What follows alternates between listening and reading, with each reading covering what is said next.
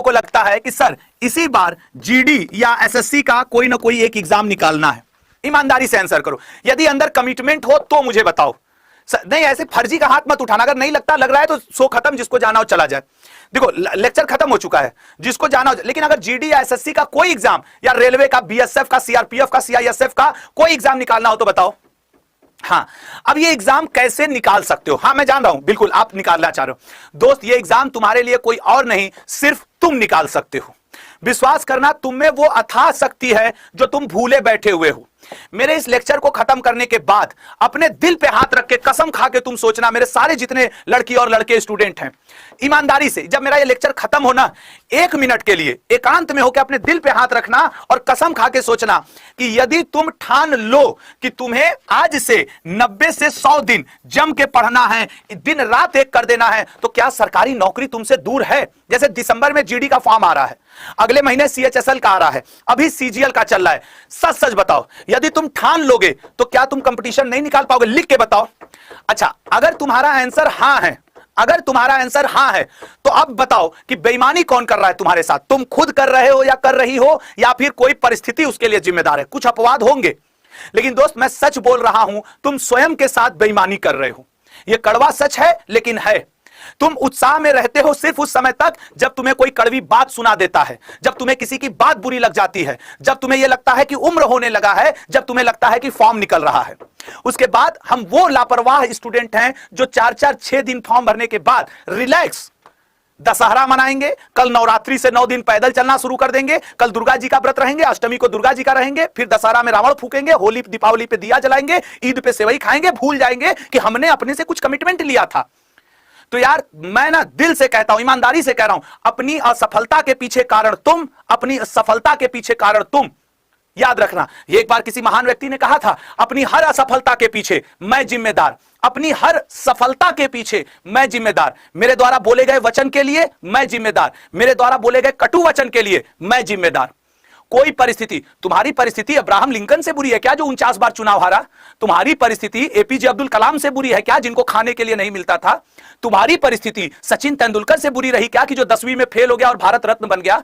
तुम्हारी परिस्थिति उस आज वर्तमान प्रधानमंत्री नरेंद्र मोदी जी से बुरी क्या कि तुम्हें बचपन में चाय बेचना पड़ रहा है? दोस्त हम लोग गद्दार लोग हैं, बेईमानी करते हैं अपने आप से, डीलिंग देते हैं हम लोग, खुद को संतावना देते हैं कि यार हमें ना बहुत अच्छा करना है, करते नहीं हो तुम।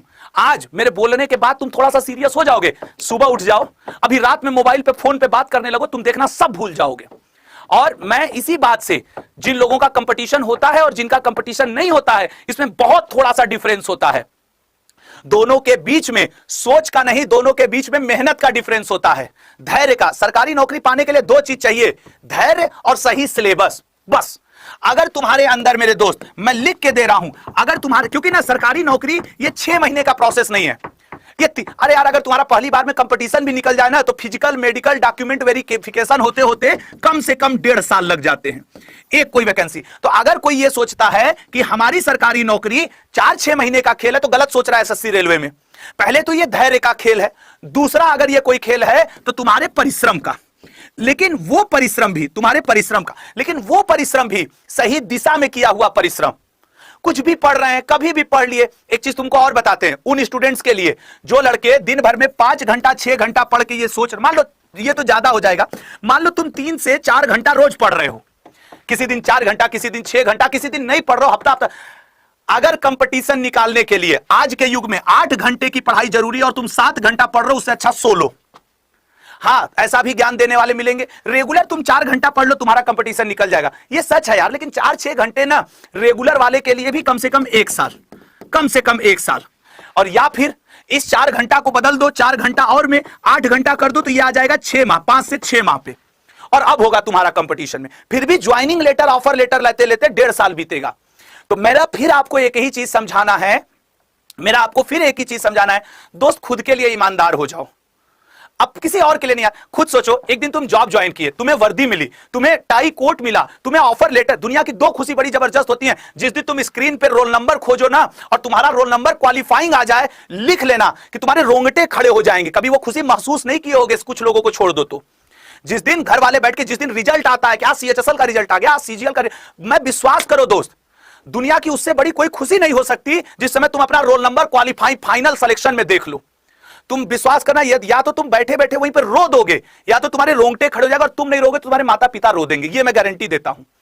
लेकिन वो खुशी लाओ तो मां बाप के चेहरे पे। बेईमान टाइप की बात करते हो यार तुम लोग हमसे। करंट अफेयर, अरे हम कितना करंट अफेयर पढ़ा देंगे? मैं सिर्फ मार्गदर्शन कर सकता हूं और कुछ नहीं कर सकता हूं। मेहनत कोई कोचिंग, कोई इंस्टीट्यूट, कोई किताब तुम्हारे ऊपर भारी नहीं पड़ेगी, ये बात समझ लेना। आज मैं इतना इसलिए बोला, आज अवसर मिला मुझे।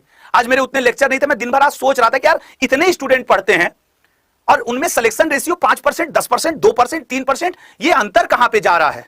ठीक है ना, ये अंतर कहां पे? ये अंतर दो जगह जा रहा है दोस्त। तुम खुद से बेईमान नहीं हो। दुनिया में भटकाने के लिए 100 चीजें हैं, एक धैर्य और एक परिश्रम। तुम जिस दिन, जितनी भी भाई, सबके गर्लफ्रेंड, बॉयफ्रेंड, दोस्त, प्यार, मोहब्बत सब होते हैं, लेकिन जिस दिन ना मम्मी पापा के आंख में तुम्हारे लिए खुशी के आंसू आ जाए ना, समझ लेना तुम पृथ्वी पे वो जन्म जी चुके, सफल हो गए तुम उस जन्म में।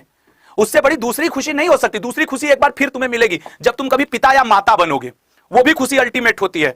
मैंने हाल फिलहाल में अपने एक दोस्त को देखा, वो पिता बने, तो मुझे बड़ा अच्छा लगा कि यार ये खुशी अल्टीमेट है। मैंने अपने दोस्त को गले लगाया तो उसके एक एक रोंगटे खड़े थे, because he become father recently, अभी 1-2 दिन में। तो मुझे लगा ये खुशी भी बड़ी अल्टीमेट है। बाकी और कोई खुशी नहीं है कि ऐसे 100 ठो रोल नंबर आते रहे, roll number, roll number, roll number, roll number, और यहां एक तुम्हारा नाम, ठीक है ना, यहां पे तुम्हारा नाम झलक जाए, तुम्हारा रोल नंबर झलक जाए, तुम देख लेना, उससे बड़ी दुनिया की कोई खुशी नहीं है। समझ रहे हो ना? तो मेरे भाई पढ़ो, कसम खा लो कि सर मैं ना आज से 100 से 150 दिन का एक व्हाइट पेपर पे चार्ट बनाऊंगा, रोज 6 घंटे पढ़ के एक दिन काट दूंगा। 150 दिन समाज को छोड़ दो, रिश्तेदारी को छोड़ दो, सबको छोड़ के सही दिशा में मेहनत कर दो। बस इतना ही मैं तुमसे चाहता हूं, ठीक है ना। मेरे कुछ लोग इसको भाषणबाजी कहेंगे, मेरे भाषणबाजी का इतना ही मतलब है कि 150 दिन दोस्त अपने लिए दे दो, अपनी किताब को दे दो, अपनी क्षमताओं को दे दो। तुम पलट दोगे बाजी को। तुम में बहुत ताकत है।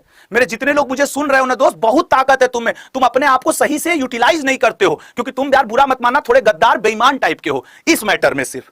बाकी भगवान करे आप बहुत अच्छा, लेकिन इस मैटर में गजब के गद्दार हो तुम। खुद से बेईमानी कर। शीशे के सामने खड़ा होकर एक दिन पूछो ना कि ये जो पढ़ नहीं रहे हो, ये जो दिनचर्या जी रहे हो, किसके लिए जी रहे हो?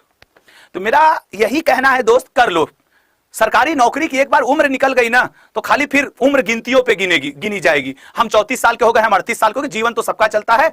जो ठेले पे भी मेहनत कर रहे हैं वो भी पेट भर ले रहे हैं। नहीं, कमाने को तो लोग इज्जत के साथ कमाना।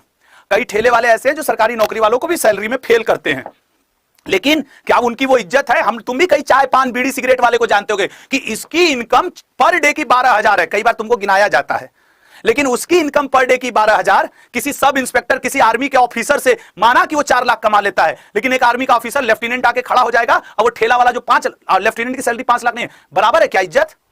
तो इंसान यहां सम्मान कमाने आया है, यश कमाने आया है, उपहास उड़वाने नहीं आया है। सब कुछ पैसे नहीं है, समझ रहे हो ना।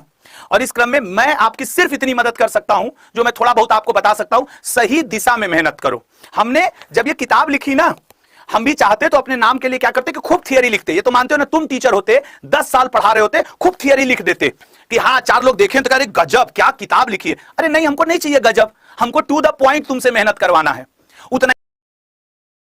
क्या